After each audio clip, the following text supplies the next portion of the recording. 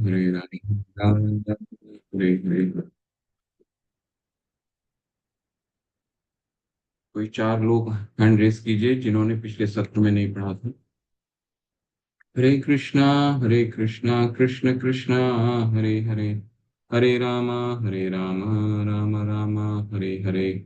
चार लोग कोई हाथ हैंड रेस कीजिए जिन्होंने पिछले सत्र में नहीं पढ़ा था श्लोक को। हरे कृष्ण कृष्ण कृष्ण हरे हरे। भूपेंद्र सुगंधि प्रभु, हरे कृष्ण। पढ़िए। हरे कृष्णा प्रभु जी दंडवत। अन्याभिलाषिता शून्यं ज्ञान कर्माद अनावृतम अनुकूलेन कृष्णानुशीलम भक्तिर उत्तमा। हरे कृष्ण। और सुंदर।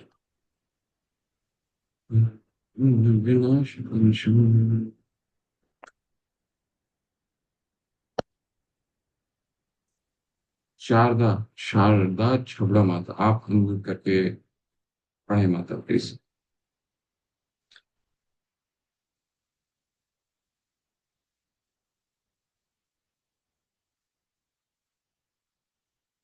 हरे कृष्ण माता। हरे कृष्ण।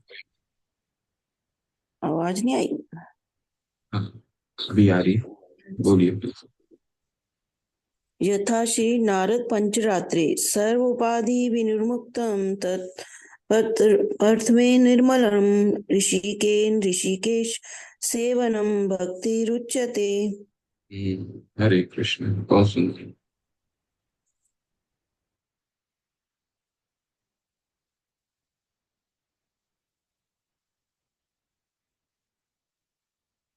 सरिता सिंह माता, हरे कृष्णा। अनम्यूट करके पढ़िए हरे माता। हरे कृष्ण हरे प्रभु जी। अतः हरे श्री कृष्ण। कृष्ण नामादि न भवते ग्राह इंद्रियः स्वेन मुखो हि जीवावादो स्वमं एवं सफूर्तयं यदः।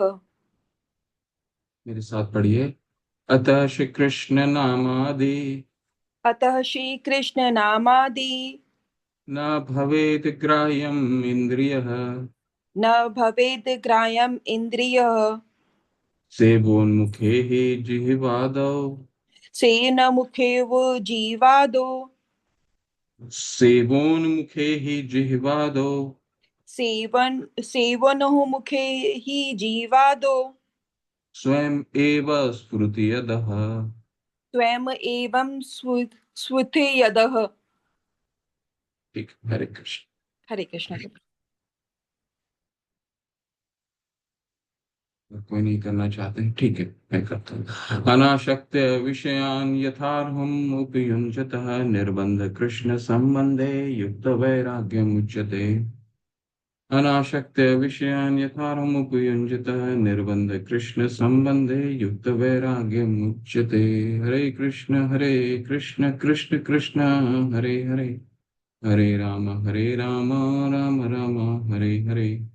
हरे कृष्ण कृष्ण कृष्ण हरे हरे, हरे राम राम राम हरे हरे।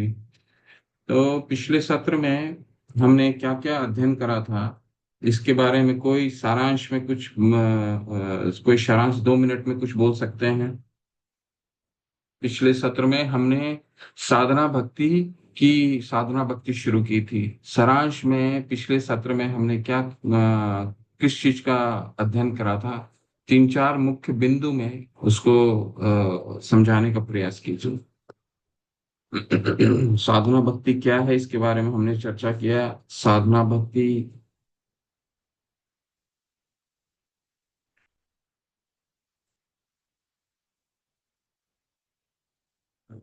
पिछले सत्र में हमने साधना भक्ति की परिभाषा के बारे में पढ़ा, और इसके बारे में और क्या क्या किस किस बिंदु साधना भक्ति क्या है, साधना भक्ति क्यों करनी चाहिए, इसके बारे में विस्तार से हमने देखा। तो बताइए कोई अगर बताना चाहते हैं सारांश। जी, नैना पांडा माता, अनम्यूट करके बताइए माता। हरे कृष्ण प्रभु जी, सादर हरे प्रणाम। प्रभु जी, धन्यवाद। ये भक्ति के 4 व्याख्यान पढ़े थे हम्म। लास्ट चैप्टर में, हम्म। और इसका व्याख्या भी हुई थी हम्म। क्या क्या है। जैसे कि भक्ति में हम कलेश अग्नि, शुभ लक्षण, सुख प्रदत्त, सुदुर्लभ, सांद्रानंद विशेषात्मा, श्री कृष्ण कर्षण। हरी बोल। बहुत सुंदर, बहुत अच्छे। बिल्कुल, हमने ये लक्षण पढ़े, 6 लक्षण थे। इन 6 लक्षणों को हमने पढ़ा। इसके बाद फिर इसके तत्पश्चात हम साधना भक्ति के बारे में हमने पढ़ा। साधना भक्ति, भक्ति कितने तरह की होती है? सामान्य भक्ति, साधना भक्ति, भाव भक्ति और प्रेमा भक्ति। 4 तरह की भक्तियों का विश्लेषण हुआ अध्याय संख्या 1 में। ठीक है, जिसमें सामान्य भक्ति हमने देख लिया। हमने अभी तक सामान्य भक्ति की परिभाषा, भक्ति क्या होती है उसकी परिभाषा पढ़ लिया। ठीक है, अन अभिलाषिता शून्यम ज्ञान कर्मा धनावृतम अनुकूलेन कृष्ण अनुशीलनम भक्तिर उत्तमा सर्व उपाधि विनिर्मुक्तम तत्पर्थवेन निर्मलम ऋषिकेन ऋषिकेश सेवनम भक्तिर उच्यते। तो ये 2 सामान्य भक्ति की परिभाषा के बारे में पढ़ा। ठीक है, फिर भक्ति के लक्षणों के बारे में पढ़ा।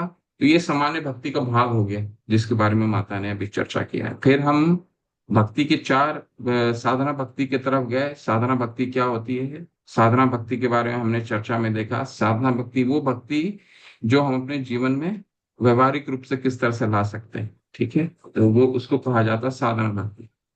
ठीक है, साधना भक्ति के भी 2 भाग होते हैं। कौन कौन से भाग है? वैदी भक्ति और रागानुगा भक्ति।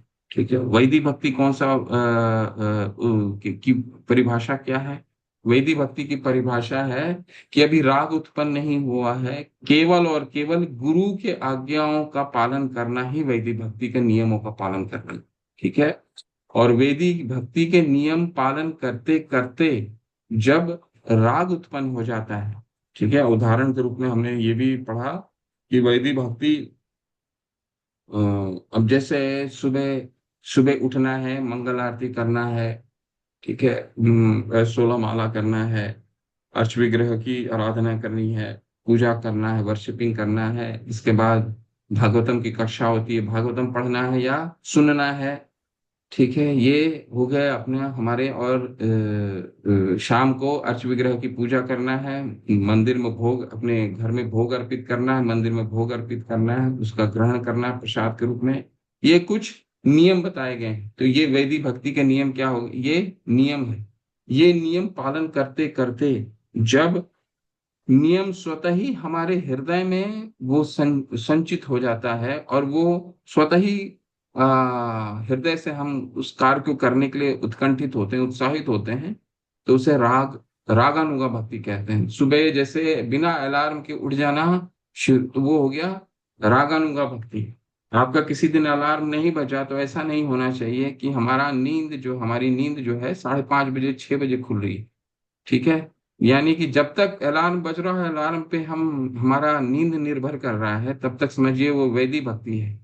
और जब वो अलार्म के ने बजने के बाद भी हम सच्चे अचानक कुछ होता है ना, कभी कभी आप क्या होता है कि आपका कुछ नहीं बजा फिर भी आप उठ जाते हैं कि ये कहीं देर तो नहीं हो गया। और आप जब घड़ी देखेंगे तो आपको लगेगा आज उसी वही समय पे मेरा नींद खुला है, तो समझिए वो राग उत्पन्न हो गया है। चाहे आप 12 बजे भी सोइए और 3:30 बजे आपको उठना है, और वो अगर राग उत्पन्न हो गया तो स्वतः ही आप उठ जाएंगे। ठीक है, तो ये रागानुगा भक्ति है। तो ये इसका हमने विस्तार से इस पे चर्चा में देखा। हम अब उससे आगे बढ़ेंगे। ठीक है,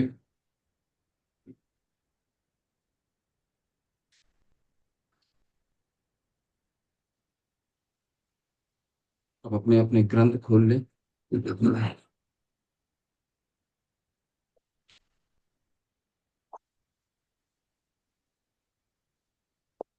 हरे कृष्ण कृष्ण कृष्ण हरे हरे राम हरे राम हरे कृष्ण कृष्ण कृष्ण हरे हरे राम हरे।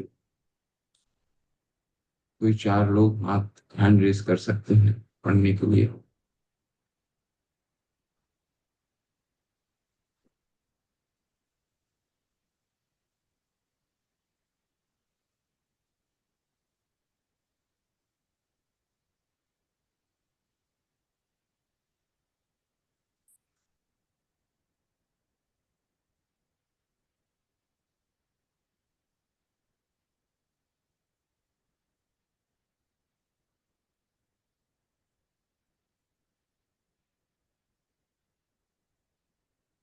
फिर हमने ये विधि विधान पालन क्यों करने हैं, विधि विधान पालन करने से क्या हमें फल प्राप्ति होता है, विधि विधान पालन करने से एक ही फल प्राप्ति होता है, इसका भी हमने उदाहरण भी देखा। क्यों हमारे गुरु हमारे लिए वैदिक भक्ति के नियमों को देते हैं, क्योंकि हमने ये पिछले सत्र में अध्ययन करा कि भक्ति जो है हमारे हृदय में, सभी के हृदय में संचित है। ठीक है, तभी तो मनुष्य जन्म हुआ है, नहीं तो पशु जन्म होता है या वृक्ष के योनि में होते। जो 84 लाख योनि के पश्चात ये जब योनि प्राप्त हुआ है, तो कुछ ना कुछ हमने भक्ति की होगी, तो ये हमें भूलोक प्राप्त हुआ है, भूलोक में मनुष्य जन्म प्राप्त हुआ है। तो कृष्ण की भक्ति हमारे हृदय में संचित रहती है, ठीक उसी तरह जैसे एक बच्चे के हृदय में चलने की प्रवृत्ति संचित होती है। इस उदाहरण से श्रील प्रभुपाद समझाते हैं। तो नित्य सिद्ध कृष्ण प्रेमे साधक कबू नहीं, श्रवण आदि शुद्ध चित्त कर उदय। तो ये जो हमारा कृष्ण भक्ति है जो हृदय में संचित रहता है, ये हम जब हम वैदिक भक्ति के नियमों का पालन करते हैं तो ये स्वतः ही जागृत होता है। ठीक है, तो इसके बारे में हमने विस्तार से अध्ययन करा। ठीक है, यहां से पढ़ें आप।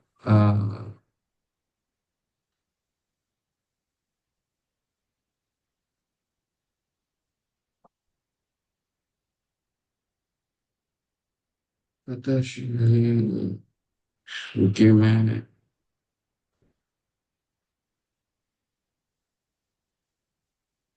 मैं कौन कौन ने खड़ा, नयन पांडा, वही चार, 3-4 लोग खड़ा। कोशिश कीजिए सब लोग पार्टिसिपेट कीजिए, सब लोग तो ठीक है। अमरेंद्र प्रभु आप पढ़ें प्लीज।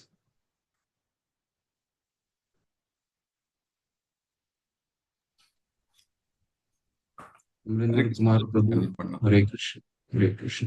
इस साधन भक्ति का भी दो भागों में वर्गीकरण किया जा सकता है।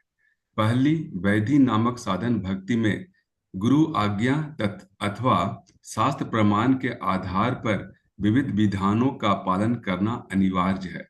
इसमें तर्क अथवा प्रसाद का प्रश्न ही नहीं बनता। विधि प्रमाद का, प्रभु, प्रमाद प्रमाद। हाँ सॉरी प्रभु जी, प्रमाद अथवा प्रमाद का प्रश्न ही नहीं बनता। विधि का पालन आवश्यक कर्तव्य है। दूसरी, रागानुगा साधन भक्ति की प्राप्ति तब होती है जब साधक विधि का पालन करता हुआ श्री कृष्ण में अधिक अनुरक्त हो जाता है और सहज प्रेमवश भक्ति करने लगता है। जैसे किसी साधक भक्त को प्रातः काल मंगल आरती के समय उठने का आदेश दिया जाए। प्रारंभ में वह गुरु आज्ञा के अनुसार प्रातः ब्रह्म मुहूर्त में उठकर आरती करता है, पर कालांतर में उसका इस कार्य में यथार्थ अनुराग हो जाता है। इस आसक्ति का उदय होने पर वह स्वतः मूर्ति का श्रृंगार करने लगता है, नाना प्रकार के वस्त्रालंकार बनाता है और भक्ति का सर्वांग सुंदर आचरण करने के लिए अनेक संकल्प करता है। साधन भक्ति की श्रेणी में होते हुए भी यह प्रेममयी सेवा रागानुगा है। अस्तु साधन भक्ति की वैधि और रागानुगा दो श्रेणियां सिद्ध हुई है। हरे कृष्ण। हरे कृष्ण पूरी दंडवत। तो क्या हमारे गुरु सिखाते हैं कि किस तरह हमें श्रृंगार, आप सबसे प्रश्न है, ये आप में से कितने लोग मंगल आरती अटेंड करते हैं, कितने लोग मंगल आरती आते हैं? हैंड रेस कीजिए, हाथ उठाएं। कितने लोग आप लोग मंगल आरती करते हैं सुबह और गुरु अष्टकम गाते हैं?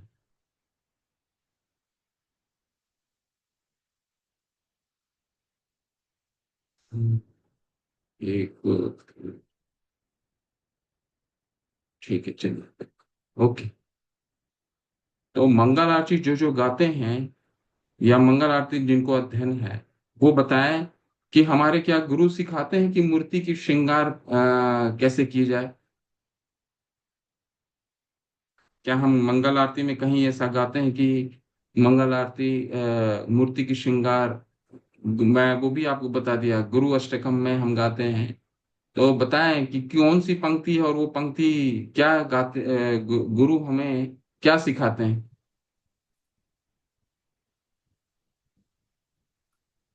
जो गाते हैं वो गाइए। गुरु क्या हमें सिखाते हैं। विश्वनाथ चक्रवर्ती ठाकुर महाशय हमें क्या, उन्होंने क्या हमें सिखाया है, किस तरह से गुरु, हम अपने गुरु की वंदना करते हैं।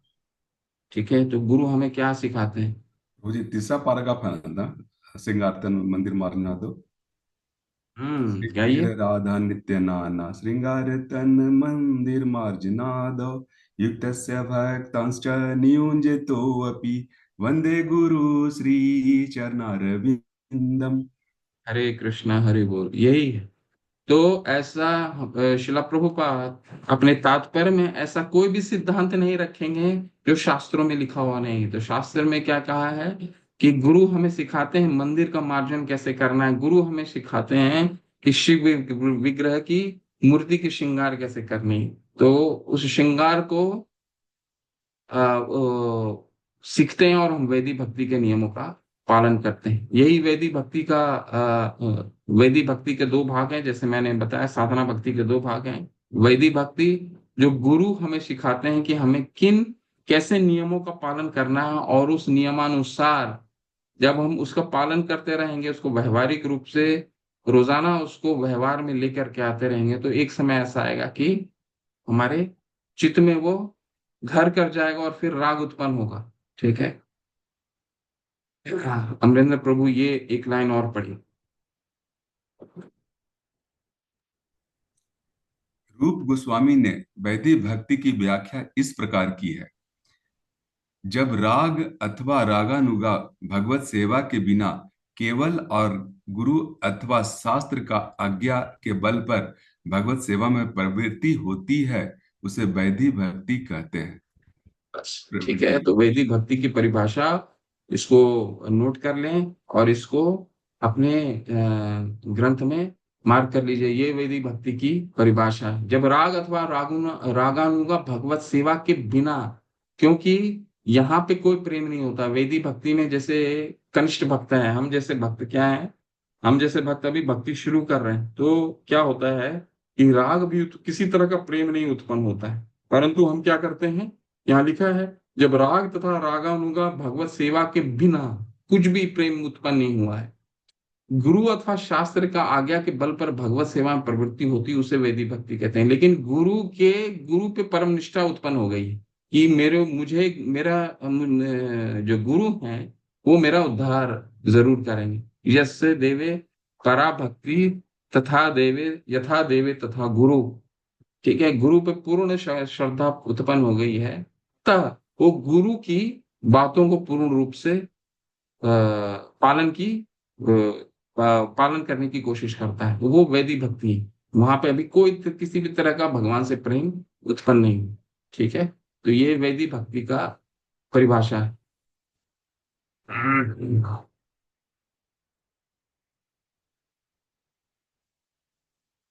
ये अनुच्छेद पढ़िए थोड़ा सा, नैना पांडा मत आप पढ़ें।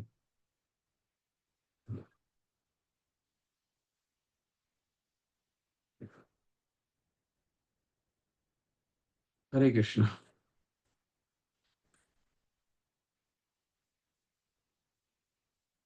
हरे कृष्णा, नैना पांडा मत आप पढ़िए। हरे कृष्णा प्रभु जी। हरे कृष्ण। सुखदेव गोस्वामी कहते हैं कि भगवान श्री कृष्ण ही है, इसीलिए वे संस्तुति करते हैं कि मनुष्य को सदैव कृष्ण के विषय में श्रवण करना चाहिए।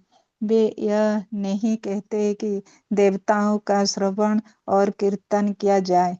मायावादियों का कहना है कि मनुष्य चाहे कृष्ण के नाम का कीर्तन करे या देवताओं के नाम का, परिणाम एक जैसा होगा, लेकिन वास्तविकता यहाँ नहीं है। श्रीमद् भागवत। बस बस बस बस बस बस, यहाँ पे आप सबसे प्रश्न है कि मायावादी आप में से कितने लोगों को समझ में आ गया है कि मायावादी क्या होते हैं। क्योंकि ये 4-5 शब्द हमारे शिल प्रभुपाद के तात्पर्य में बहुत ही बार बार आएगा, बार बार आएगा, क्योंकि इनकी संख्या हमारे विश्व में बहुत ज्यादा है। ठीक है। तो जब भी हम भक्ति शास्त्री पढ़ रहे हैं, तो हो सकता है कल को आप किसी को बता रहे हो, सिद्धांत समझा रहे हो, तो उसमें से कोई एक मायावादी हो। ठीक है।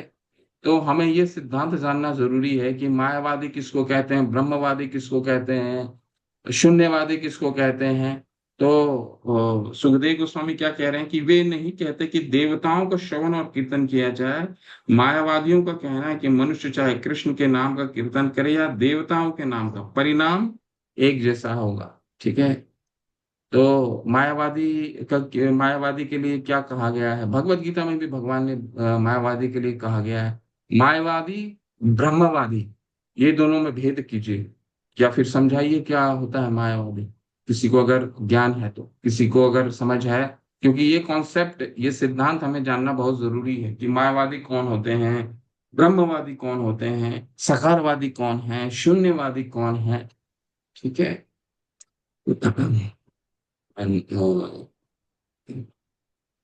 कोई नहीं अभी जानते हैं। नवीन प्रभु, आपने हैंड रेस किया पढ़ने के लिए। जी प्रभु जी, पढ़ने के लिए किया। बात ओके।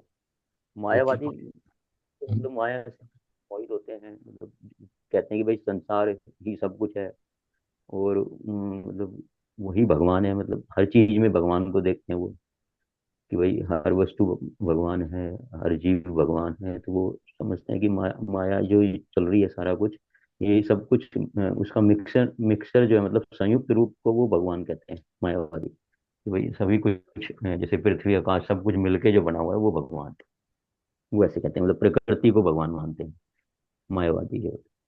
हम्म। और ब्रह्मवादी होती है वो एक ज्योति पे जो है, मतलब कंसंट्रेट करते हैं, मतलब एक ब्रह्म ज्योति है उस पे कंसंट्रेट करते हैं, उसी पे ध्यान लगाते हैं कि वो एक ज्योति है जो हमें उसकी तरफ जाना है। वो उस ज्योति के प्रकाश को ही जो है मतलब परमात्मा मानते हैं या भगवान मानते हैं, तो उसी को सर्वोच्च मानते हैं वो।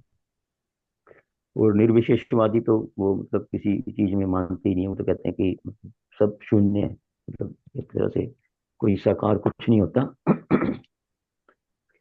और जो साकारवादी हैं वो तो हम लगे हुए हैं, भक्ति कर ही रहे हैं प्रभु जी, जैसे साकार रूप में ही हम सेवा करते हैं भगवान की। तो मेरा तो मतलब ऐसा तो लगता है।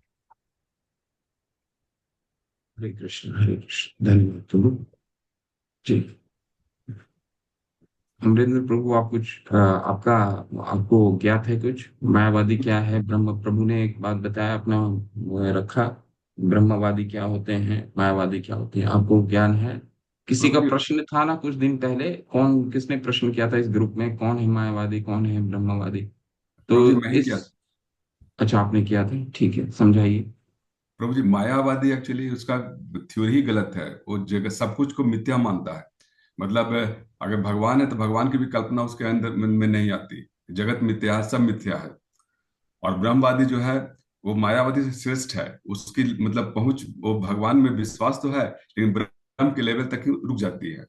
और शून्यवादी तो बुद्धिस्ट लोग है कि हम जो है मतलब शून्य में मिल जाएंगे, मतलब शरीर जो है शून्य में मतलब मिल जाता है, कहने का मतलब उसके अनुसार है एक बार शरीर खत्म हो गया तो उसका कुछ भी मतलब आगे पीछे नहीं रहता, जीरो हो जाता है, जो कि गलत है।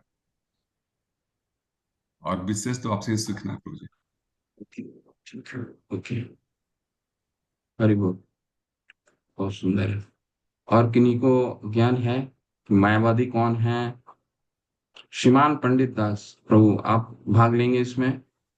मायावादी कौन होते हैं, ब्रह्मवादी कौन होते हैं, शून्यवादी कौन होते हैं, सकारवादी कौन होते हैं?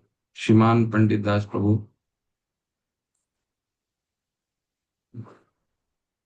हम्म। हाँ, हरे कृष्णा प्रभु जी। ये मायावादी तो वही अपना कुछ मानते नहीं है, जो होता है होने दीजिए। और ब्रह्मवादी अपना शून्य में ब्रह्म तक जाते हैं, वहां तक अपना, फिर उनके बाद एंड हो जाता है उनका। और शून्यवादी जो होते हैं ये सब कुछ अपना लीन कर लेते हैं शून्य में। अभी प्रभु जी ने बताया कि बुद्धिस्ट लोग होते हैं और साकारवादी होते हैं जो अपना भगवान की पूजा अर्चना करते हैं, और निर्विशेषवादी जो अपना कुछ मानने वाले नहीं है, टोटल शून्य नहीं मानते हैं।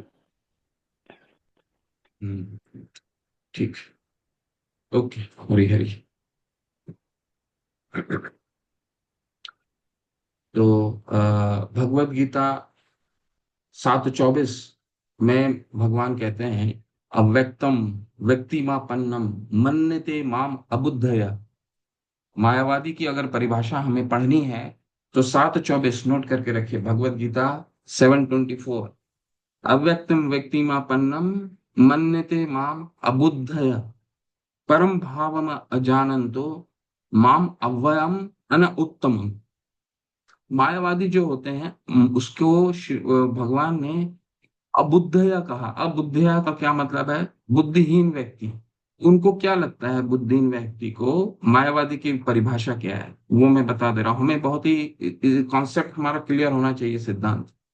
अव्यक्तम व्यक्तिमापन्नम मन्यते माम बुद्धया। ये बुद्धिहीन व्यक्ति क्या मानते हैं? मन्यते मतलब मानते हैं। क्या मानते हैं? कि मैं पहले अव्यक्त हूं और बाद में मैंने आकार धारण किया है।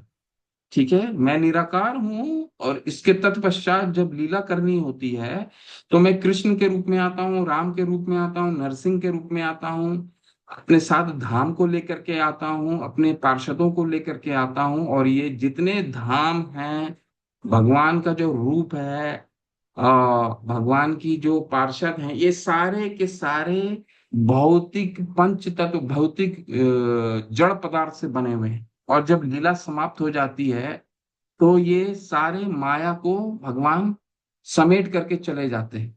ठीक है, तो ये है मायावादी का सिद्धांत। इसके लिए इसको उनको बुद्धिहीन बोला जाता है। इसलिए भगवान ने क्या कहा है 7:24 में? अव्यक्तम व्यक्तिमापन्नम मन मन्यते माम अबुद्धया। क्यों अबुद्धया है ये? क्योंकि परम भावम जानन्तो माम वयम अनु उत्तमम। मैं शाश्वत हूं, मैं आध्यात्मिक हूं, मेरे से बनाई हुई सारी चीजें आध्यात्मिक है। जो हम जिसको माया कह रहे हैं, भगवान तो भगवान के लिए वो भी आध्यात्मिक है। हम उसको माया बनाते हैं। हम उसको इच्छा द्वेष समुत्थेन द्वंद्व मोहेन भारत, हम अपने जितने भी माया शक्ति है वो भी भगवान की शक्ति है। ठीक है, तो कोई भी मिथ्या नहीं है। लेकिन ये मायावादी क्या कहते हैं? ये भगवान अपनी लीला करते हैं और इसको समेट के चले जाते हैं। ठीक है, और इनका गंतव्य क्या है? चैतन्य चरितामृत में इनको गंतव्य दिया गया है। इनका नरक ही गंतव्य है मायावादियों का। ठीक है, ये भगवान के भक्त नहीं होते कहलाते हैं। क्यों? अब जानन्ति माम मूढ़ा मानुषी तनुमाश्रितम परम भावम जानन्तो मम भूत मम अजव अव्ययम। ये मुझे मूर्ख समझते हैं। ये मूर्ख लोग मुझे साधारण मनुष्य समझते हैं और इनकी गंतव्य क्या है? नीचे की लोग हैं। ब्रह्मवादी कौन होते हैं? ये भगवान के भक्त होते हैं। और इनकी परिभाषा क्या है? 1854 1854 भगवत गीता में, इसको नोट कर लीजिए। ब्रह्म भूत प्रसन्नात्मा न सोचती न कांक्षति समः सर्वेषु भूतेषु मद भक्ते लभते परा। ये भगवान को जैसे प्रभु ने बताया, ये जानते हैं, भगवान से द्वेष नहीं करते, ईर्ष्या नहीं करते, परंतु ज्ञान की कमी होती है। ठीक है, वो ये नहीं समझते कि ये जो भगवान का, वो सिर्फ भगवान को एक उनकी ज्योति के रूप में पूजते हैं कि भगवान सिर्फ एक ज्योति है।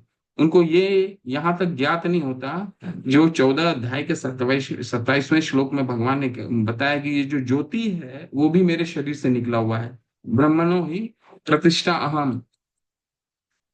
ठीक है, अमृतस्य अवश्य च शाश्वतस्य धर्मस्य सुखस्य एकांतिकस्य च 14:27 में कह रहे हैं। ठीक है, तो ये ब्रह्मवादी भगवान के भक्त होते हैं। हाँ, थोड़ा ज्ञान की कमी होती है। ठीक है, और शून्यवादी कौन होते हैं? शून्यवादी जैसे प्रभु ने समझाया कि हर कुछ शून्य से शुरू हुआ है और सब कुछ शून्य में मिल जाने वाला है। जैसे एक बिल्डिंग रेत से पहले जहां पे बिल्डिंग बनी थी वहां पे कुछ नहीं बिल्डिंग है, बिल्डिंग बन गया, एक दिन बिल्डिंग गिर जाएगा, फिर वो धूल में मिल जाएगा। तो ये जो शरीर है ये शून्य से शुरू हुआ और शून्य में मिल जाएगा। ठीक। तो ये है ब्रह्मवादी, मायावादी और शून्यवादी।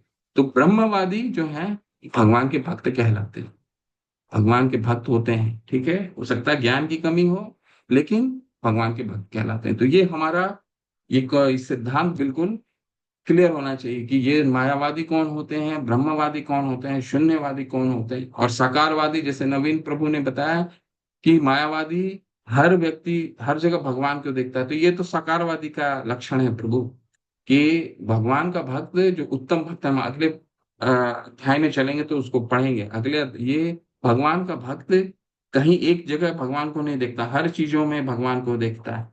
ठीक है, ये छठे अध्याय में भी भगवत गीता में कहा गया है। ठीक, तो ये चीजें हमें क्लियर होनी चाहिए। तो यहाँ पे क्या कहा जा रहा है, सुख मुनि ने क्या बताया, माता ने क्या क्या बताया है कि कि वे देवताओं का श्रवण और कीर्तन नहीं किया जाना। मायावादियों का कहना है कि मनुष्य चाहे कृष्ण के नाम का कीर्तन करे या देवताओं के नाम, परिणाम एक होगा, लेकिन वास्तविकता ये नहीं है। कैसे वास्तविकता ये हो सकती है? आप टिकट कहीं का करा लेंगे और कहीं भी जा सकते हैं क्या? ऐसा संभव नहीं है। आपको आपने बॉम्बे से पूना जाने की टिकट कराई तो पुणे ही तो जाएंगे, ऐसा तो नहीं कि बॉम्बे से दिल्ली चले जाएंगे। तो कोई भी देवी देवताओं की पूजा करेंगे, भगवान की कैसे प्राप्ति हो सकती है? असंभव है ना। तो यान्ति देवव्रता देवान पित्रम यान्ति पितृव्रता भूतानि यान्ति भूतेज यान्ति मध्याजनोपि मां। जो जिसको पूजा करेगा, भगवान की देवताओं की पूजा करेगा, देवलोक को जाएगा। पितरों की पूजा करेगा, पितरों को जाएगा, पितृलोक तक जाएगा। और जो मेरी आराधना, जो भूतों की पूजा करेगा, भूतलोक तक जाएगा। और जो मेरी आराधना करेगा, मेरे परम धाम तक आएगा। ठीक है, तो ये तो शास्त्रों का उल्लेख है। ये बहुत ही सुंदर सिद्धांत है, यहाँ पे है। यहाँ पढ़ें, फिर हम थोड़ा जल्दी आगे बढ़ेंगे। ठीक है। नैना पांडा माता और आगे पढ़ें इसको।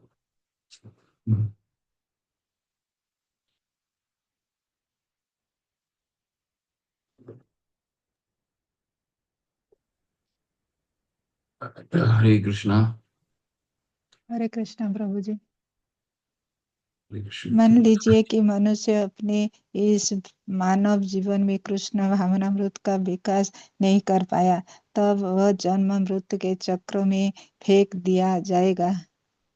प्रभु जी यहाँ से जी जी, पढ़ी। फेंक दिया जाएगा, जिसमें जीवन की 84 लाख योनियां होती है, और इस तरह उसका आध्यात्मिक स्वरूप खो जाएगा। उसे यह ज्ञात नहीं रहता कि वो वृक्ष बनेगा या पशु पक्षी अथवा अन्य ऐसा ही कुछ, क्योंकि जीवन की अनेक योनियां होती है। मूल कृष्ण भावना अमृत को जागृत करने के लिए श्री रूप गोस्वामी संतुष्ट करने के लिए हमें संस्तुत संस्तुत संस्तुत संस्तुत करने के लिए करते हैं कि हमें गंभीरता पूर्वक अपने मनों को किसी न किसी तरह कृष्ण में लगाकर मृत्यु से निडर बनना चाहिए। मृत्यु के बाद हमें अपना गंतव्य ज्ञान नहीं होता, क्योंकि हम पूरी तरह प्रकृति के नियमों के वशीभूत होते हैं। एकमात्र भगवान कृष्ण ही प्रकृति से नियमों के नियामक है। अतः यदि हम गंभीरता पूर्वक कृष्ण की शरण में जाते हैं तो हमें अनेकानेक जोनियों में वापस फेंक जाने का भय नहीं रह जाता। ऐसा कि भगवत गीता में पुष्टि हुई है, निष्ठावान भक्तों को निश्चित रूप से कृष्ण के धाम में भेज दिया जाएगा। पद्म पुराण में भी इसी विधि की सलाह दी गई है। उसमें कहा गया है कि मनुष्य को चाहिए कि वह सदैव भगवान विष्णु का स्मरण करे। यह ध्यान अर्थात कृष्ण का निरंतर स्मरण कहलाता है। कहा गया कि मन को विष्णु में स्थिर करके ध्यान करना चाहिए। पद्म पुराण की संस्तुति है कि मनुष्य को चाहिए कि वो अपने मन को ध्यान द्वारा सदैव विष्णु के स्वरूप पर स्थिर रखे और उसे क्षण भर भी ना भूले। चेतना की वो अवस्था समाधि कहलाती है। हरे कृष्ण जी, धन्यवाद, बहुत सुंदर। तो ये बहुत अच्छा अनुच्छेद है, इसको मार्क करके रखिए। और सलाह हमारे लिए क्या दे रहे हैं रूप गोस्वामी पाद, कि यदि कोई मनुष्य योनि में अपने कृष्ण भावना को जागृत नहीं करता तो उसे 84 लाख योनियों में जन्म मृत्यु के चक्र में फेंक दिया जाएगा और उसका आत्म स्वरूप खो जाएगा। ये मनुष्य जन्म जो हमें मिला है, ये बहुत कठिनाई के बाद मिला है। निर्देह माध्यम सुलभम सुदुर्लभम प्लवम सुकल्पम गुरु कर्ण धारम। तो ये शरीर और दूसरे शरीरों में क्या फर्क है, ये क्यों दिया गया है, ये हमें जानने की बहुत जानने का जीवन का यही उद्देश्य होना चाहिए। ठीक है। सनातन गोस्वामी महाराज, सनातन गोस्वामी जब रूप गोस्वामी पाद से बनारस में मिलने जाते हैं तो चंद्रशेखर महाशय के घर पे महाप्रभु रुके रहते हैं। ठीक है। तो बहुत कष्ट करके सनातन गोस्वामी पहुंचते हैं उनके घर पे, महाशय के घर पे। तो दरवाजे के बाहर खड़े रहते हैं। दरवाजे के बाहर खड़े रहने के बाद महाप्रभु को अंदेशा हो जाता है कि कोई आया है। वो चंद्रशेखर महाशय को बोलते हैं, जाइए देखिए कोई बाहर आया तो नहीं। तो महाशय जाते हैं, चंद्रशेखर महाशय जब देखने जाते हैं तो देखते हैं कोई नहीं है। वापस आके बोलते हैं, नहीं प्रभु, महाप्रभु कोई नहीं है। बोला नहीं कोई तो होगा। तो फिर दोबारा जाते हैं और देखते हैं कि एक फकीर खड़ा है, मुस्लिम फकीर खड़ा है। तो बोलते हैं नहीं प्रभु तो नहीं है, कोई मुस्लिम महाशय कोई मुस्लिम फकीर खड़ा है। लो उसको अंदर लेके आओ।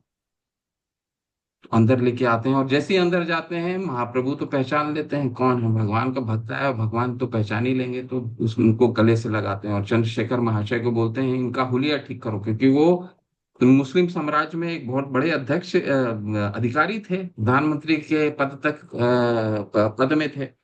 ठीक है। तो बोलते हैं इनका इनका थोड़ा वेशभूषा ठीक करो और फिर इनको हमारे पास लेके आओ। तो उनका वेशभूषा चंद्रशेखर महाशय ठीक करते हैं और जब उनको धोती देते हैं कि जाओ नए कपड़े, वस्त्र, नया कपड़ा देते हैं, वस्त्र देते हैं। ठीक है। वस्त्र देते हैं, उन्होंने वस्त्र त्याग देते हैं। वस्त्र बोलते हैं मुझे वस्त्र नहीं चाहिए नया, और आपकी जो पुरानी धोती है वो मुझे दे दो। तो पुरानी धोती दे देते हैं और उस पुरानी धोती को दो टुकड़े में फाड़ते हैं और उसको ग्रहण करते हैं, उसको पहनते हैं। एक ऊपर में डालते हैं, दूसरा कोपी में डालते हैं। ठीक है।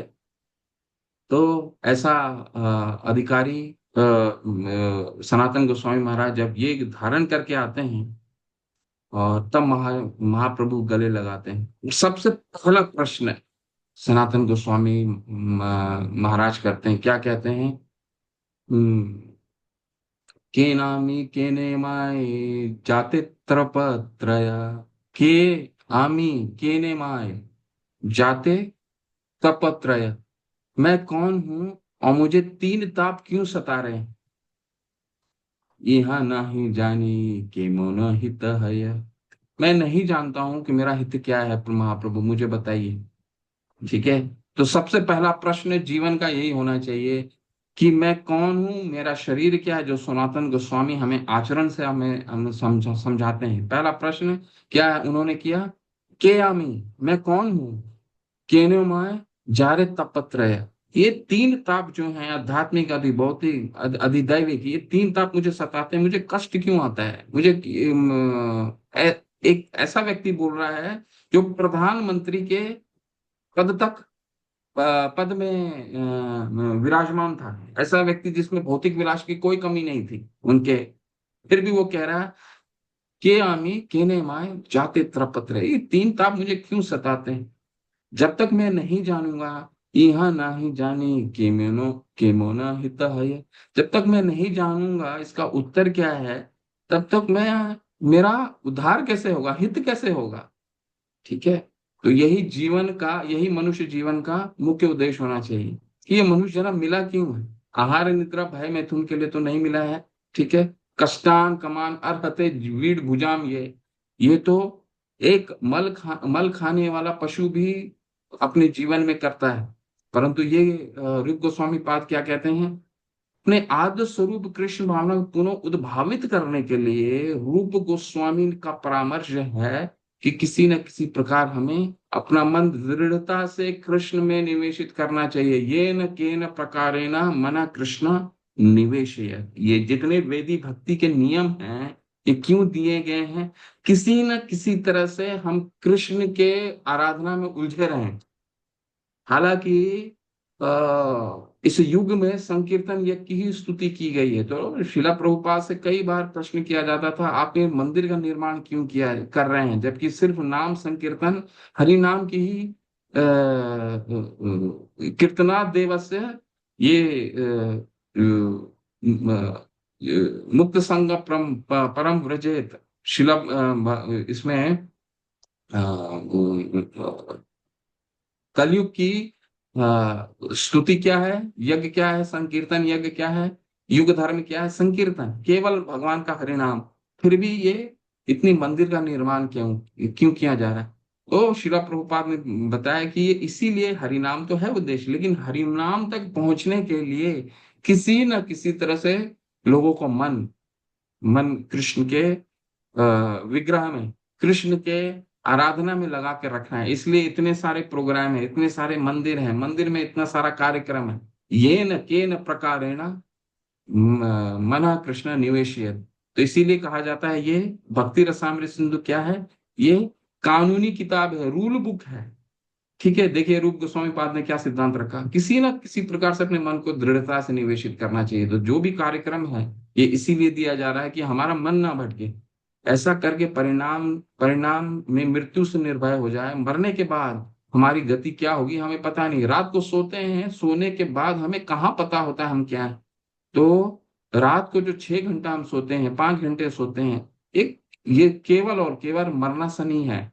ठीक है, ये उस समय तो हमें कोई ज्ञात नहीं होता है ना। ठीक उसी तरह हमारा जब अंतकाल आएगा उस समय हमारा कोई ज्ञात नहीं होगा कि हमें क्या करना है। तो उससे पहले हम अपने मन को किस तरह लगा सकते हैं, क्योंकि हम पूर्ण रूप से प्रकृति के नियमों के परवश होते हैं ना। जब हमें नींद आ जाती है तो प्रकृति हमें बांध लेती है ना। कुछ ऐसा आप नींद में करने की कोशिश कर रहे हैं, कुछ कर सकते हैं, लेकिन इसलिए हरिनाम का उच्चारण दिया गया है। क्यों हरिनाम क्यों दिया गया है, क्योंकि नींद में भी एक ऐसी इंद्रिय है जो आपका एक्टिव रहता है, जो सक्रिय रहता है। वो कौन सा है, कान। ठीक है, इसलिए नींद में भी अगर आप कुछ सुनते हैं तो आप उड़ जाते हैं, बाकी कोई इंद्रिय कार्य नहीं करता है। ठीक है, आंखें सो जाती हैं, मस्तिष्क सो जाता है, सारे इंद्रिय काम करना बंद कर देते हैं। लेकिन जो जो आपने नाम का उच्चारण किया है वो देखेंगे, सोने के बाद भी नाम आपके कान में गूंजता है। ठीक है, तो इसीलिए हरि नाम की, इसलिए यदि हम निष्कपट भाव से श्री कृष्ण का आश्रय लें तो नाना योनियों में चक्र के वापस फेंके जाने का भय नहीं रहेगा। ठीक है, तद धामम परमम ममः, भगवान ने 15वें अध्याय के 7वें श्लोक में क्या कहा है, 7वां श्लोक है, तद न तद भास्यते सूर्यो न शशांको न पावक यद गत्वा न निर्वर्तन्ते तद धामम परमम मम। प्रकृति के तो अगर हम भगवान के धाम पहुंचते हैं तो वहां से आने की कोई जगह नहीं है। पद्म पुराण में भी इस पद्धति का विधान है, बहुत सुंदर सिद्धांत है और इसको अंडरलाइन कर लीजिए। क्या सिद्धांत है, ये न केन सिद्धांत है, ये न केन प्रकारेण मन कृष्ण निवेशयत, यानी कि किसी न किसी तरह से कृष्ण के प्रति हमारा मन लगा रहना चाहिए। तो ये मन लगा रहने के लिए 2 मुख्य सिद्धांत हैं जो पद्म पुराण में बताया गया। क्या सिद्धांत है, सततम कीर्तनम विष्णु विस्मृत्यो न जातु चित। पद्म पुराण में कहा गया है सततम कीर्तनम विष्णु सततम ध्यायतो विष्णु सततम कीर्तनम विष्णु विस्मर्तयो न जातुचित सर्व विधि निषेधस्यु एतान्योर एव किंकर। दो सिद्धांत मुख्य हैं। सततम कीर्तनम विष्णु, हमेशा भगवान का स्मरण करना, ये सिद्धांत नंबर एक। विस्मर्तयो न जातुचित, भूलना नहीं है भगवान को, ये सिद्धांत नंबर दो।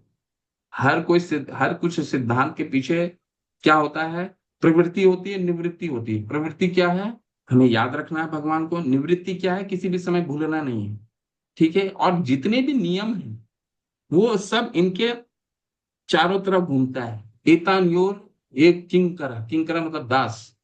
ठीक है। जितने भी नियम, अगर ये सिद्धांत हमारे मन में गढ़ कर गया कि हमें हमेशा कृष्ण को, भगवान को स्मरण करना और किसी समय भूलना नहीं है, तो हम अपना जो भी कार्य करेंगे वो इसके आसपास रहेगा। एतान्योर एव किंकरा।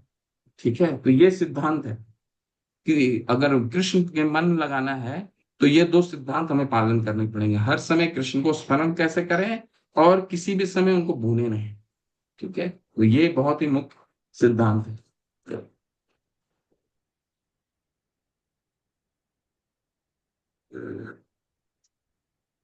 देखिए, अपने जीवन की क्रियाओं को इस प्रकार ढालने के लिए हमें सदा प्रयत्न करते रहना चाहिए जिससे विष्णु का स्मरण निरंतर रह सके।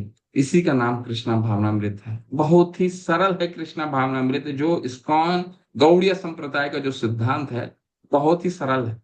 क्या सरल है? हमारा जो भी सिद्धांत है इन दो सिद्धांतों पे टिका हुआ है। किसी हर समय कृष्ण को स्मरण करना है, किसी समय कृष्ण को भूलना नहीं है। बहुत मुख्य है, इसको अंडरलाइन कर लीजिए।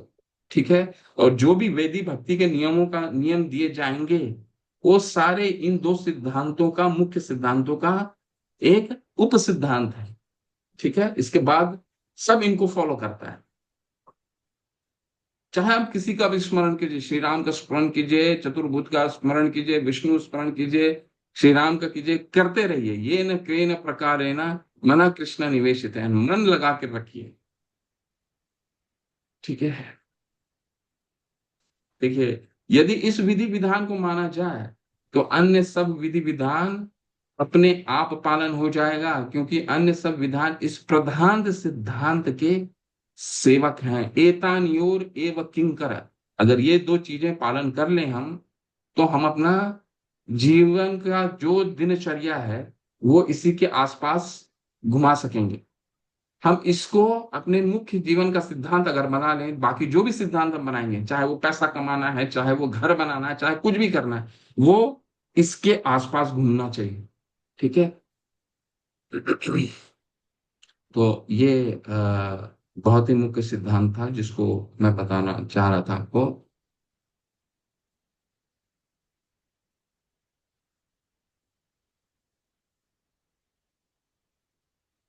नवीन प्रभु ये पढ़िए थोड़ा सा। हरे कृष्ण। हरे कृष्णा प्रभु जी। हरे कृष्ण। भगवत गीता में यहाँ से इस वर्ण, जी अच्छा जी इस जी वर्ण, जी जी जी जी। इन वर्ण और आश्रमों का विभाजन गुणों के आधार पर है। भगवत गीता में श्री भगवान स्वयं कहते हैं कि उन्होंने चार चार वर्ण आश्रमों की रचना मनुष्य के निजी गुणों के आधार पर की है। जैसे एक ही शरीर के अलग अलग अंगों के भिन्न भिन्न कार्य होते हैं, वैसे ही गुण और स्थिति के अनुरूप वर्ण और आश्रमों के अपने अपने कर्तव्य कर्म हैं। परंतु इन सभी कर्मों के लक्ष्य श्री भगवान हैं। जैसा भगवत गीता में आया है कि वे परम भोक्ता हैं, अतः चाहे कोई सन्यासी हो या शूद्र, अपने कर्मों से भगवान को प्रसन्न करता है। श्रीमद् भागवत में भी इसका प्रमाण है। सबको अपने अपने कर्तव्य का पालन करना चाहिए, परंतु कर्तव्य कर्म की पूर्णता इसी में है कि इनमें भगवान का संतोष हो। इस प्रकार आज्ञा है कि हमें वर्ण आश्रम के अनुसार कर्म करता हुआ अपनी क्रियाओं से भगवान को प्रसन्न करें। जो ऐसा नहीं करता वह अपनी स्थिति से नीचे अधम योनियों में गिर जाएगा। उदाहरणार्थ भगवान के मुख से उत्पन्न ब्राह्मण का कर्तव्य शब्द ब्रह्म का प्रचार करना है। ब्राह्मण मुख है, इसलिए उसे शब्द ब्रह्म को प्रसारित करना है और भगवान के लिए भोजन भी करना है। वैदिक विधान है कि जब ब्राह्मण भोजन करे तो समझना चाहिए कि उसके माध्यम से भगवान खा रहे हैं, परंतु यह नहीं कि ब्राह्मण भगवान के लिए खाने के नाम पर केवल भोजन करता रहे और विश्व भर में भगवत गीता के संदेश का प्रसारण ना करे। वास्तव में गीता का प्रचारक भगवान श्री कृष्ण का बड़ा प्रिय है। इसका प्रमाण स्वयं गीता में विद्यमान है। ऐसा प्रचारक ही यथार्थ ब्राह्मण है और उसे भोजन कराने से साक्षात श्री भगवान तृप्त होते हैं। हरे कृष्ण। इसी प्रकार बस बस इसको यहीं तक करते हैं। बहुत सुंदर आपने पढ़ा। तो यहाँ पे जो भी हम वृत्तिपरक कार्य करते हैं अपने, जो हमारे वर्ण है, जो आश्रम है, चौथे अध्याय में 13वें श्लोक में भगवान ने बताया है कि ये पूरे समाज को 4 वर्ण और 4 आश्रम में विभाजित करता हूँ। इनका मुख्य उद्देश्य क्या है? मुख्य उद्देश्य सिद्धांत उन्होंने रखा कि ये विभाजन कैसे हुआ। कोई जन्म के आधार पर नहीं किया गया। कोई ब्राह्मण का पुत्र ब्राह्मण होगा, शास्त्रों में ऐसे कई उल्लेख हैं जहां ब्राह्मण का पुत्र ब्राह्मण नहीं हुआ है, ठीक है, और शूद्र का पुत्र उससे बड़ा ब्राह्मण हुआ है, ठीक है। तो समाज का विभाग किस रूप में किया गया? सिर्फ और चतुर्वर्णीय माया सिस्टम गुण कर्म विभाग सिस्टम, गुण गुण के आधार पर किया गया। लेकिन ये जो विभाग भी हुआ, क्यों भगवान ने किया? कि कोई अपने वृत्तिपरक कार्य को करते हुए भी भगवान को ही संतुष्टि कर सके, ठीक है। स्वयं की इंद्रिय भोग, इंद्रिय तुष्टि के लिए ये विभाग नहीं हुआ, ठीक है। ये श्रीमद् भागवत में भी ये कथा आता है, स्वनिष्ठता से वो कौन सा श्लोक है? हाँ,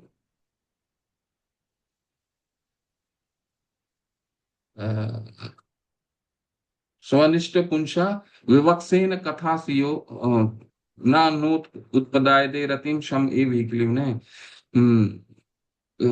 संसिद्धि हरितोषणा। श्रीमद् भागवतम में भी ये कथा आता है कि ये जो चतुर्वर्णीय जो जो भी 4 वर्ण और 4 आश्रम का विभाजन हुआ है, उसका भी मुख्य उद्देश्य क्या है? संसिद्धि हरितोषणा, ठीक है। यहाँ भगवान को संतोषित करना, भगवान की तुष्टि ही सभी वृत्ति पर कार्य का, कोई भी कर्तव्य का, किसी भी कर्तव्य का, कोई भी कर्तव्य पालन, चाहे वो ब्राह्मण का कार्य क्या है? ब्राह्मण का कार्य है सबको भगवान से जोड़ना, ठीक है। और वो अगर मधुकरी भी करते हैं, ब्राह्मण कोई घर में जाते हैं मधुकरी करते हैं, ठीक है, भोजन के लिए बोलते हैं, तो उनका पहला उद्देश्य क्या होना चाहिए? पहला उद्देश्य होना चाहिए कि उनको भगवान का व्याख्या करे, उनको भगवान से जुड़ने के लिए प्रेरित करे, और प्रेरित करने के बाद मधुकरी करे।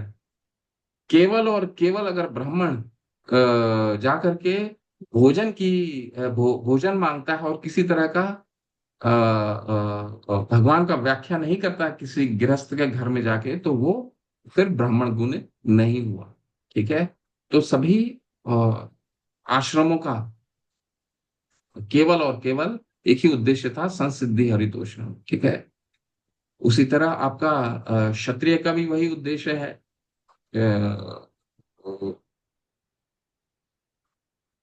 वैश्यों का भी वही उद्देश्य है। तो सभी धर्मों का उद्देश्य एक ही है, ठीक है। श्री उद्धव कहते हैं ये भागवत में, सभी मनुष्य वैदिक लौकिक क्रियाओं में लगे रहे। भागवत में अन्य, जिसमें श्री कृष्ण उद्धव से कहते हैं सभी मनुष्य वैदिक लौकिक क्रियाओं में लगे रहते हैं, यदि वे कृष्ण भावना भावित होकर इनमें से किसी भी प्रकार की क्रियाओं के फल से मेरी अर्चना करें, तो अपने आप उनके लोक परलोक दोनों सुख हो जाएंगे, इसमें कुछ संदेह नहीं, ठीक है। तो ये मुख्य सिद्धांत था। और अंत में इसको कोई पढ़ लीजिए, ये सारांश बहुत अच्छा है। निष्कर्ष भी पढ़ लेते हैं हम, फिर अगले सत्र में कल हम नया अध्याय शुरू करेंगे। यहां से पढ़ लीजिए, कोई पढ़ना चाहते हैं पढ़िए। जी हरे प्रभु जी कृष्ण। पढ़ूं। हरे हाँ कृष्ण। पढ़ें प्लीज। जो अंडरलाइन पढ़ना है प्रभु जी, अंडरलाइन हाँ किया। जी जी जी जी जी। इस प्रकार कृष्ण भावनामृत आंदोलन इतना उत्तम है कि ब्राह्मण, क्षत्रिय, वैश्य, शूद्र, ब्रह्मचारी, गृहस्थ, वानप्रस्थ, सन्यासी, किसी भी उपाधि की आवश्यकता नहीं। मनुष्य मात्र को कुछ मनुष्य मात्र जो कुछ कर रहा है उसी में लगा रहकर अपनी कृष्ण भावना भक्ति क्रियाओं के फल से श्री कृष्ण की आराधना करे। इससे सारी परिस्थिति का समाधान हो जाएगा और जगत में सब सुख शांति लाभ करेंगे। नारद पंच रात्र में भक्ति के इस विधि विधान का वर्णन है। शास्त्र में भगवान की प्रसन्नता के लिए जो भी क्रियाएं बताई गई हैं उसे संत पुरुष भक्ति की विधि मानते हैं। यदि कोई सदगुरु के आश्रय में नियमित रूप से इस प्रकार भगवत सेवा का आचरण करे तो शनय शनय शुद्ध भगवत प्रेममय सेवा भाव को प्राप्त हो जाएगा।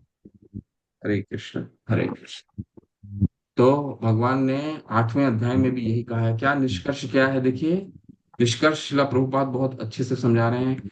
इससे मनुष्य मात्र को जो कुछ कर रहा है उसमें लगा रहे, रहकर अपनी कृष्ण भावना भावित क्रियाओं को फल से श्री कृष्ण की आराधना करे।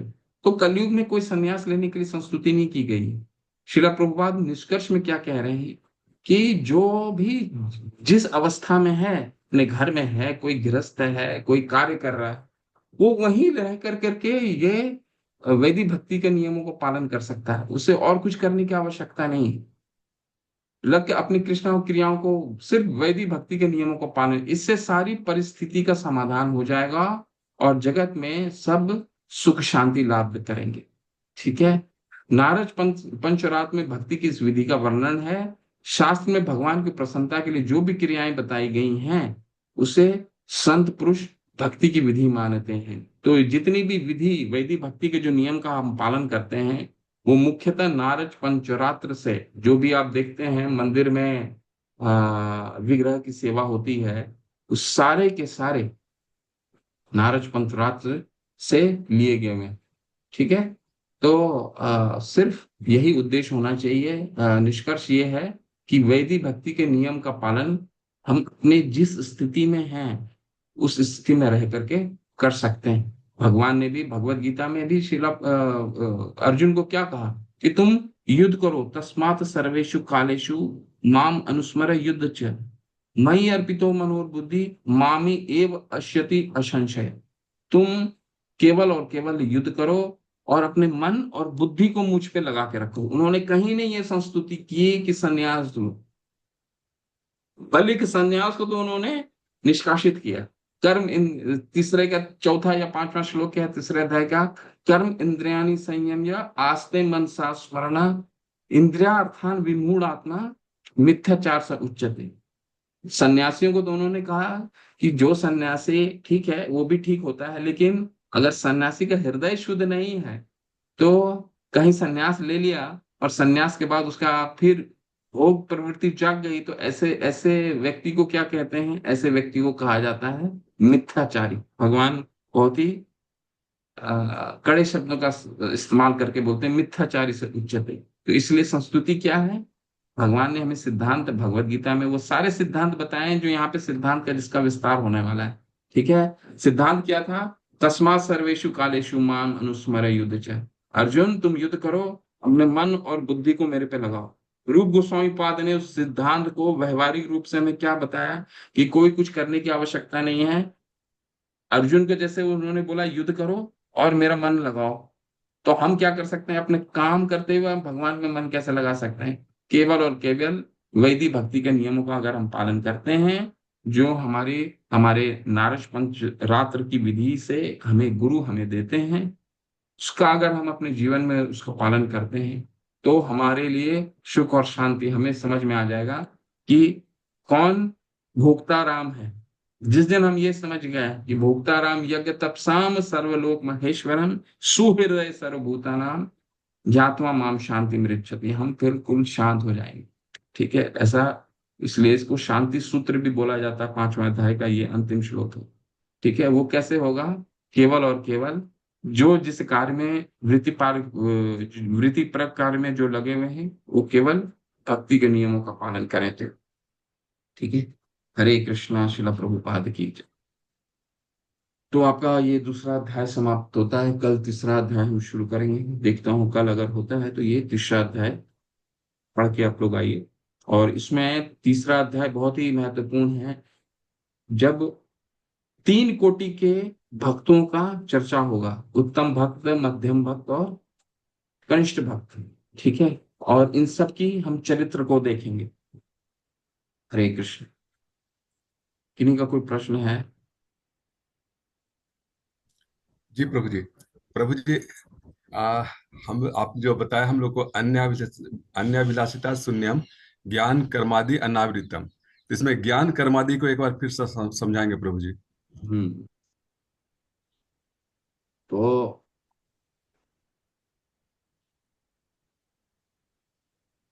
अनअभिलाषिता शून्य ज्ञान कर्म ज्ञान कर्माधनावृतम। यहाँ पे वो सभी चीज, सारे योग आ गए हैं। सारे योग, कर्म योग, ज्ञान योग, ध्यान योग आदि में सारे कुछ समा गया। ज्ञान का क्या मतलब है? ज्ञान का मतलब है ज्ञान के द्वारा परमात्मा की प्राप्ति। ठीक है, तो ये भी इच्छा को छोड़ना पड़ेगा। हम ज्ञान लेते हैं, ज्ञान का क्या उद्देश्य होता है? कई ज्ञान योग का उद्देश्य क्या होता है? ज्ञान योग में लोग भक्त क्या करते हैं? ब्रह्मवादी में जैसे क्या होता है, ब्रह्मा में लीन होना चाहते हैं। तो ज्ञान मार्ग में क्या होता है? ज्ञान के माध्यम से परमात्मा का साक्षात्कार करना चाहते हैं। ठीक है, या भगवान में लीन होना चाहते हैं। तो इसमें भी इच्छा होती है कुछ, ज्ञान लेने के बाद भी इच्छा होती है। ठीक है, तो हमें सारी इच्छाओं को शून्य करना है। ज्ञान लेने के बाद भगवान में तदाकार होना, कुछ भक्त की इच्छा ही नहीं होनी चाहिए। भक्त क्या चाहता है? भक्त तो केवल चाहता है भगवान की भक्ति। सबसे अंतिम श्लोक क्या है शिक्षाष्टकम का? कि माम मतस्त लंपटो लंपटो विदधातु विदधातु लंपटो लंपटो मत मत प्राण प्राणनास्तु नाथ सयो स एव नापः। नापः। ठीक जी है, भगवान कहते हैं आप मुझे मेरे पैर के नीचे रौंद दीजिए, या मुझे पिनष्टु माम लंपटो, मुझे निष्कासित कर दीजिए, आप फिर भी मेरे प्राणनाथ रहेंगे। तो यानी कि सारी अभिलाषाएं शून्य हो गई। ज्ञान की अभिलाषाएं शून्य हो गई, कर्म की अभिलाषाएं शून्य हो गई, आदि आदि में वो सारी आ गई। ज्ञान कर्म ध्यान मार्गी ब्रह्मवादी सारे आ गए आदि में। ठीक है, तो जी प्रभु जी। इसको सभी अगर इच्छाएं शून्य हो जाती हैं तो वो शुद्ध भक्ति कहलाती है। कोई भी इच्छा नहीं रखनी है। ज्ञान के द्वारा हम भगवान में मिलेंगे, ध्यान के द्वारा हम परमात्मा का साक्षात्कार करेंगे, कर्म के द्वारा, सकाम कर्म के द्वारा हम पुण्य की प्राप्ति करेंगे। कोई इच्छा नहीं। ठीक है प्रभु। ठीक है प्रभु जी, थैंक यू प्रभु जी, बहुत अच्छा। थैंक हरे कृष्ण प्रभु जी। हरे कृष्ण। प्रभु जी, जो जैसे जो बुद्ध है वो भगवान कृष्ण भगवान विष्णु का ही अवतार है, तो हम उनकी मान्यता हम अपने धर्म में क्यों नहीं लाते? हम उनकी बातें भी नहीं सुनते, और वो अलग भी होते हैं, उनके विचार भी हम लोगों से अलग होते हैं। तो कृपा करके ये बताइए कि हम बुद्धिस्ट कौन होते हैं और हम उनकी बातों को हम अपने जीवन में क्यों नहीं उतारते? तो भगवान हर एक अवतार में किसी प्रयोजन से आते हैं। प्रयोजन से आते हैं। बुद्ध का उन्होंने अवतार लिया तो उस समय क्या था, मांसाहार बहुत चल रहा था। हर जगह मांस भक्षण बहुत चल रहा था। तो उनका बुद्ध अवतार में आना ये और मांस भक्षण भी लोग करते थे, और मांस भक्षण का उदाहरण सिद्धांत शास्त्रों से उद्धृत करते थे कि ऐसा तो लिखा है यहाँ पे इस तरह से मांस भक्षण करने का, मांस का ग्रहण करने का। तो बुद्ध अवतार में उनका उद्देश्य यह था कि किस तरह उनको शास्त्रों के सिद्धांत से दूर किया जाए, ताकि वो मांस भक्षण छोड़ दें। हर एक अवतार का एक उद्देश्य होता है। भगवान हर एक अवतार में अपने उद्देश्य से आते हैं। श्री राम अपने अवतार में आए तो किस उद्देश्य से आए हैं कि किस तरह से धर्म की पालन होनी चाहिए, ठीक है। इसलिए सब एक अवतार का एक उद्देश्य होता है। तो बुद्ध अवतार का ये उद्देश्य था कि लोग जो मांस भक्षण कर रहे हैं उनको मांस भक्षण से कैसे दूर लाया जाए, और उसके कारण उन्होंने धर्म के सिद्धांत से विपरीत सिद्धांत रखा, ताकि लोग मांस भक्षण छोड़ दें, मांस खाना छोड़ दें, ठीक है। तो इसीलिए और उन्होंने ये उसमें सफलता भी प्राप्त हुआ। फिर आदि शंकराचार्य आए, उन्होंने दोबारा वैदिक सिद्धांतों का दोबारा स्थापना किया। तो ये मुख्य सिद्धांत है, इसीलिए हम उनके सिद्धांतों को नहीं मानते हैं मात्र, ठीक है। तो बुद्ध उस अवतार का उद्देश्य कुछ और था, किसी और उद्देश्य से इनका अवतार हुआ था। तो भगवान का हर एक अवतार किसी उद्देश्य से आता है, कुछ सिखाने के लिए आता है। तो उससे हमें ये शिक्षा ग्रहण करनी चाहिए, ठीक है। हरे कृष्ण प्रभु जी, ठीक है जी। और क्या प्रश्न है, किनका क्या प्रश्न थे?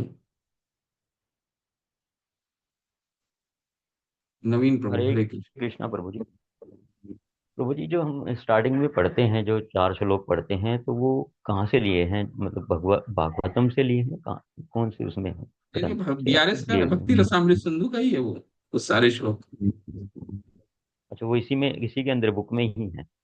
हाँ, एक्चुअली ये जो बुक है ना आपके पास, इस बुक में कोई भी श्लोक नहीं दिया गया है, क्योंकि शिला प्रभुपाद ने इसको बहुत सरल बना करके सिर्फ और सिर्फ तात्पर्य दिए हैं, ठीक है।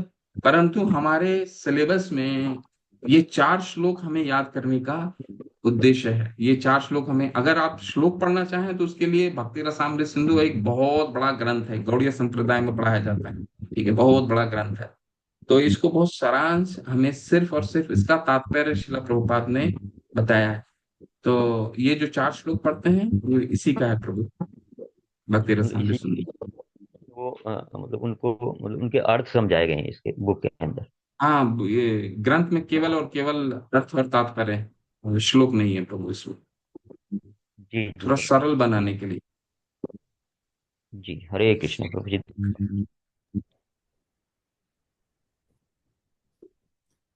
प्रभु जी, भक्ति रसामृत सिंधु में टोटल 2129 श्लोक है, भगवत गीता के 3 गुना ज्यादा। तो चूंकि प्रभुपाद जी को पता है कि हम लोग का लेवल क्या है, इसीलिए सिर्फ समरी दे दिए हैं, समरी पढ़ो और भक्ति करो।